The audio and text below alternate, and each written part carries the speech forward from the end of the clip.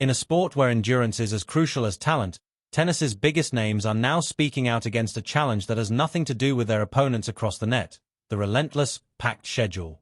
From grueling travel demands to back-to-back tournaments that leave little time for recovery, players are questioning how long they can sustain peak performance under such pressure. For some, it's about protecting their health. For others, it's about ensuring the quality of tennis doesn't suffer. As more stars raise their voices, the debate grows louder. Should the sport rethink its calendar to safeguard its athletes, or is the grind simply part of what makes champions? One thing is clear: this isn't just about matches, it's about the future of tennis itself.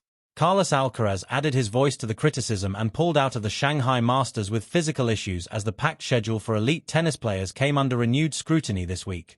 With another season approaching its climax, six-time Grand Slam champion Alcaraz and fellow Grand Slam winners Iga Swiatek and Coco Gauff all took aim at the amount of tennis they play. The busy calendar in women's and men's tennis has been a constant talking point in recent years. Top players, who earn handsomely, have repeatedly railed against their workload, and this week saw a raft of matches end prematurely at the China Open. 5 players retired from their matches in Beijing with injury on Monday alone. On Tuesday, there was the sight of Daniil Medvedev hobbling about on the court, barely able to move, before the Russian called it quits when 0-4 down in the deciding set of his semi-final against US teenager learner Tien. Tien's quarter-final opponent, Lorenzo Musetti, also retired with injury. World number 1 Alcaraz sustained an ankle injury in his opening match of the Tokyo Open that required heavy strapping and put his participation in doubt. He shrugged off the problem to beat Taylor Fritz in the final for his 8th title of a spectacular season. "The schedule is really tight," he said when asked about comments from Swiatek and Gauff about the packed calendar. "They have to do something with the schedule." The 22-year-old Spaniard later pulled out of the prestigious event in Shanghai, which got underway this week, to rest and recover. He did not say when he plans to return to action. One of the complaints among elite players has been that some tournaments, like Shanghai, have been extended to become more akin to a Grand Slam fortnight.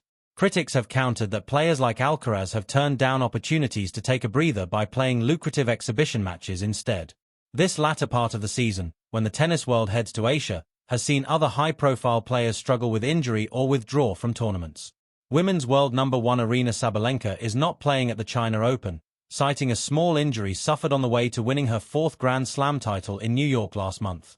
Poland's Swiatek, the top seed in Beijing, warned this week that she might skip mandatory tournaments to protect her health. "There are a lot of injuries," she said of the pullouts at the tournament. "I think it is because the season is too long and too intense." Starting last year, the Women's Tennis Association made it mandatory for top players to participate in each Grand Slam, 10 WTA 1000 events, which includes Beijing, and 6 500-level tournaments. There are similar rules in men's tennis. The WTA insisted that athlete welfare is always a top priority in a statement.